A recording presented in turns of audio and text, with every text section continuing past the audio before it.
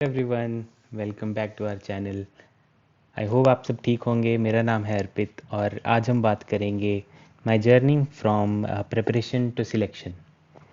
तो last year बहुत ज़्यादा हेक्टिक रहा है, बहुत ज़्यादा हैपनिंग रहा है और पूरी दुनिया के लिए ही और मेरे लिए तो काफ़ी स्पेशल भी रहा, क्योंकि फाइनली मैं सिलेक्ट हो गया एसबीआई पीओ में। और मैं आपसे आज शेयर करूँगा कि कैसे ये सारा पॉसिबल हुआ और कैसे मैंने प्रिपेयर किया और क्या सब रास्ते में हुआ ये सब होने के बीच में। तो चलिए शुरू करते हैं। सबसे पहले मैं आपको बताता हूँ कि मेरे एग्ज़ाम्स कौन कौन से क्लियर हुए।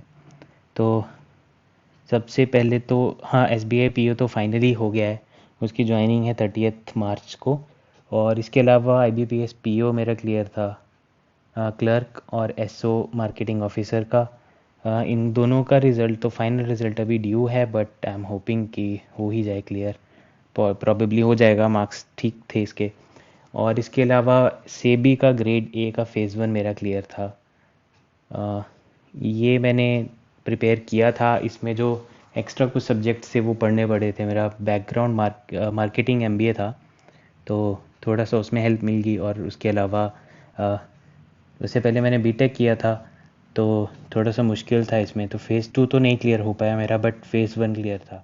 और इनके अलावा मेरा जो एग्ज़ाम क्लियर हुआ था वो था एचपी स्टेट कोऑपरेटिव बैंक का। ये असिस्टेंट मैनेजर पोस्ट के लिए ही था।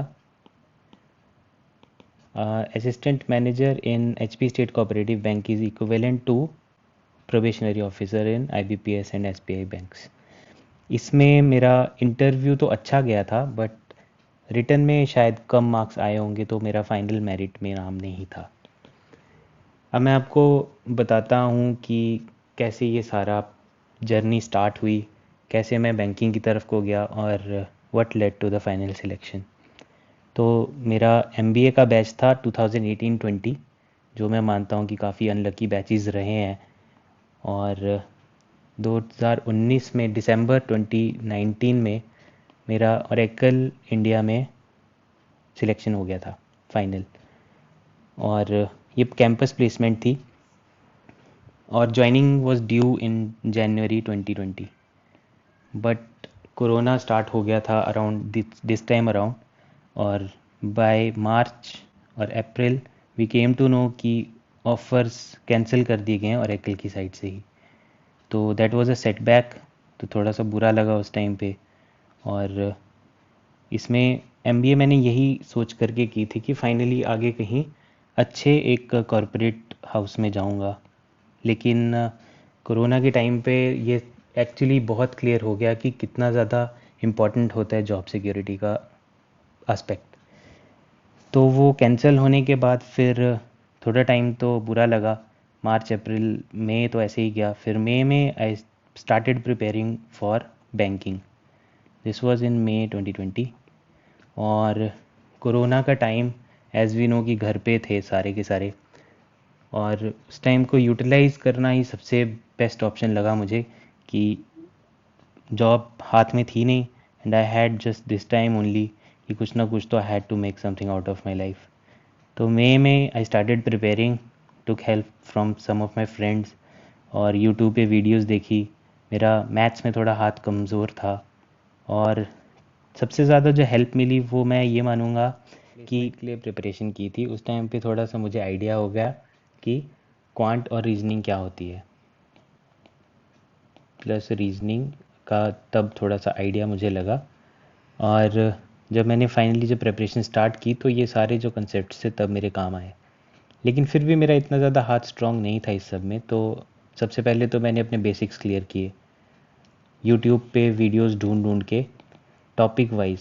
ये चीज़ मैं आप सबको भी सजेस्ट करूँगा कि पूरा टॉपिक को एज अ होल मत पढ़ो, हर टॉपिक को छोटे छोटे पार्ट्स में डिवाइड कर लो। एज अ होल मत पढ़ो, हर टॉपिक को छोटे छोटे पार्ट्स में डिवाइड कर लो। उससे होता ये है कि आपको एक स्पेसिफिक टॉपिक सर्च करके पढ़ने में ज़्यादा अंडरस्टैंडिंग मिलती है, बजाय इसके कि एक पूरा जैसे क्वाड्रेटिक इक्वेशन उठा लिया, उसका आप अगर अलग से एक पूरा का पूरा देखोगे तो आपको यही समझ नहीं आएगा कि किस टाइप के क्वेश्चंस होते हैं, किस किस टाइप के क्वेश्चन पूछे जाते हैं, कौन से एग्ज़ाम में किस टाइप के क्वेश्चन आते हैं, क्या लेवल रहता है क्वेश्चंस का। तो बेटर यही होगा कि आप स्टार्ट करिए बेसिक से, जैसे कि बेसिक क्वेश्चन सर्च कर लो क्वाड्रेटिक इक्वेशन के, then move on to intermediate questions, फिर उसके बाद आप थोड़े हार्ड लेवल के क्वेश्चंस को। तो ये चीज़ मैं हर चीज़ के लिए बोलूँगा कि आप चाहे क्वांट है चाहे रीजनिंग है, उसके हर टॉपिक को छोटे छोटे पार्ट्स में डिवाइड कर लो। तो फिर जब बेसिक्स क्लियर हो गए तो मुझे थोड़ा खुद पे भी कॉन्फिडेंस आया कि now I can take a step forward. फिर I opted for mock tests. तो मॉक टेस्ट्स में एक तो होता है कि आप बस लगे रहो मॉक टेस्ट देने, दिन के दो दो तीन तीन चार चार कंटिन्यूसली 5-6 महीने तक बस टेस्ट दिए जा रहे हो, बट उससे ज़्यादा ज़रूरी होता है उसको एनालाइज करना। तो मैंने मॉक टेस्ट दिए और हर टेस्ट को एनालाइज किया। दिन के 2 मॉक टेस्ट देता था और पूरा बाकी का टाइम आई एनालाइज दैट। और इसमें कुछ ऐसा सेट नहीं होता है कि मैंने डेली के 6 to 8 आवर्स पढ़े या 8 to 10 आवर्स पढ़े। कभी कभी आई स्टडीड फॉर 2 आवर्स, कभी कभी आई स्टडीड फॉर 10 ऑल्सो। तो ये वेरी करता रहता है। हाँ, जब जैसे एग्ज़ाम अगर पास है तो start studying for 10 to 12 hours, जितना ज़्यादा हो सके। Consistency is the term, consistency matters. सबसे इम्पोर्टेंट ये है। अगर आप टेस्ट दे रहे हो रोज़ दो, अगर आप 6 से 8 घंटे पढ़ रहे हो रोज़ पढ़ो, 2 से 3 पढ़ रहे हो तो रोज़ पढ़ो, कंसिस्टेंटली पढ़ते रहो। और कोई भी काम अगर आप इस रूटीन में करोगे, trust me, it pays of. और अल्टीमेटली हमें सिलेक्शन चाहिए, उससे बढ़ के और उससे कम हमें मतलब नहीं है। तो मॉक टेस्ट्स के लिए मैं आपको सजेस्ट करूँगा टेक्स्ट बुक के, क्योंकि मैंने भी उसी के मॉक टेस्ट दिए थे। और डेली की 2-2 3-3 से स्टार्ट करो एंड उनको एनालाइज ज़रूर करो। एनालिसिस इज़ द सबसे important thing in the whole process. अब इसके बाद मैं बात करूँगा कि कैसे कैसे बीच में कैसे कैसे कौन कौन से टेस्ट्स मैं देता रहा। हाँ, सारे टेस्ट तो नहीं क्वालिफाई हुए, because you can't expect 100% result. तो सबसे पहले आरआरबी का दिया था मैंने, आरआरबी। तो एज आई टोल्ड यू कि मेरा क्वांट में थोड़ा सा हाथ कमज़ोर है, तो मेरा पीओ भी नहीं हुआ और उसमें क्लर्क भी नहीं हुआ। मैंने हम एचपी स्टेट से भरा था, जस्ट सो यू नो। तो इसमें दोनों नहीं हुए। तो जब मैं एग्ज़ाम दे के आया था, at that time only I knew कि मेरा ये पेपर नहीं निकलेगा। और the same case was with IBPS also. उसमें मुझे पता था कि हाँ पेपर निकल जाएगा। और ये आपको पता ही होता है, as you come outside the exam room, exam hall, आपको यू समहाउ नो कि ये एग्ज़ाम निकलेगा या नहीं निकलेगा। और अगर आपको पता है कि कॉन्फिडेंटली निकल जाएगा, you start preparing for the next further steps. तो आरआरबी नहीं हुआ, ना पीओ ना क्लर्क। फिर आगे आए IBPS के एग्ज़ाम्स। IBPS का प्री क्लियर हो गया और immediately I started studying for GA। तो जनरल अवेयरनेस में सबसे बड़ी बात थी कि सोर्सेज क्या क्या रखें। तो सोर्सेज की अगर मैं बात करूं तो कोई सेट एक सोर्स नहीं होता, यू हैव मल्टीपल सोर्सेज।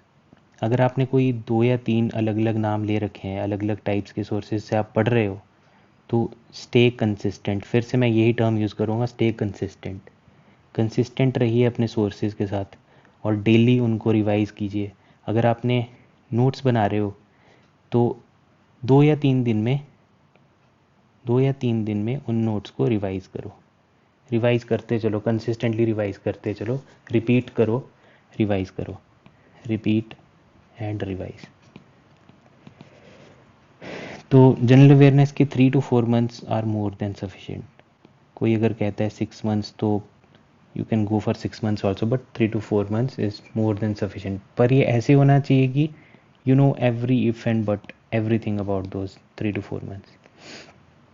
और बेसिक्स जो स्टैटिक पोर्शन है वो तो आपका स्ट्रांग होना ही चाहिए। मैंने MBA की थी तो उसमें थोड़ा बहुत जो इंटरेस्ट जागा था, प्लस जो मैंने सेबी के लिए प्रिपेयर किया था उसमें थोड़ा सा एक इंक्लिनेशन टुवर्ड्स बैंकिंग या फाइनेंस कह लो आ गई थी, और एक सेंस डेवलप हो गई कि हाउ दिस सेक्टर वर्क्स।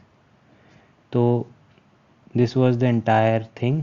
और हाँ, मेरे थोड़ा इंग्लिश में हाथ थोड़ा स्ट्रॉन्ग था, तो दैट हेल्प्ड ग्रेटली। डिस्क्रिप्टिव में it was easier for me. Plus जो इंग्लिश का आप चाहे प्रीलिम्स ले लो चाहे मेंस ले लो, एज अ होल ये काफ़ी हेल्प किया मुझे। और अगर आप चाहते हैं कि इंग्लिश के मैं कोई स्ट्रेटजी आपको बताऊं कि मैंने कैसे प्रिपेयर किया या कैसे आपको सजेस्ट करूंगा प्रिपेयर करने के लिए, I will come up with a video for English. If you want कि रीजनिंग की कोई वीडियो बनाऊं तो I will come up with a video for reasoning based on your comments. आपके जो फीलिंग्स होंगी, जो आपकी इमोशंस आप शेयर करना चाहते हैं, तो do comment down in the comment section below. So please consider subscribing अगर आपको ये वीडियो अच्छी लगी। क्वालिटी कंटेंट आपके लिए लाएंगे। और thank you for watching. This is Arpit.